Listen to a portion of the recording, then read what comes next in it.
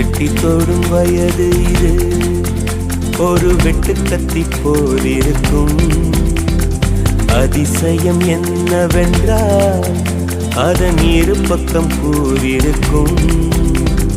கனவுக்கு செயல் கொடுத்தால் அந்த சூரியனில் செடி முளைக்கும்.